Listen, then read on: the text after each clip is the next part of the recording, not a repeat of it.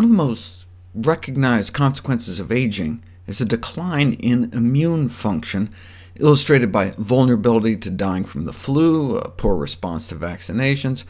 But about 20 years ago, a paper was published showing that the immune cells of 80-year-olds produce significantly more pro-inflammatory signals, suggesting the worst of both worlds, a decline in the part of the immune system that fights specific infections, but an aggravation of nonspecific overreactions that can lead to inflammation.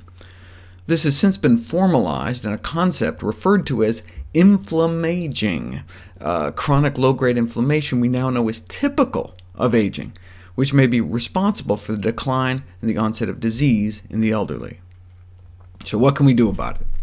Inflammaging appears to be a major consequence of growing old. Can it be prevented or cured? The key to successful aging and longevity may be to decrease chronic inflammation without compromising an acute response when exposed to pathogens. How are we going to do that? Nutrition.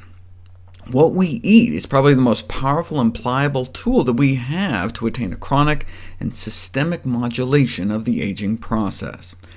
In the first systematic review of the associations between dietary patterns and biomarkers of inflammation ever published, the dietary patterns associated with inflammation were almost all meat-based, or so-called Western diet patterns, while vegetable and fruit-based, or healthy patterns, tended to be inversely associated, meaning more plant-based, less inflammation. The reason why meat is associated with inflammation may be because of both the animal protein and the animal fat.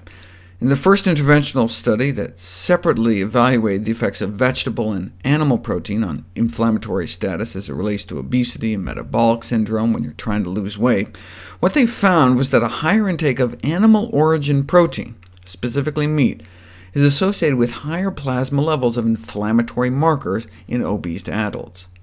The reason obesity is associated with increased risk of many cancers may be because of obesity-associated inflammation. Obesity-driven inflammation may stimulate prostaglandin-mediated estrogen biosynthesis in breast tissues.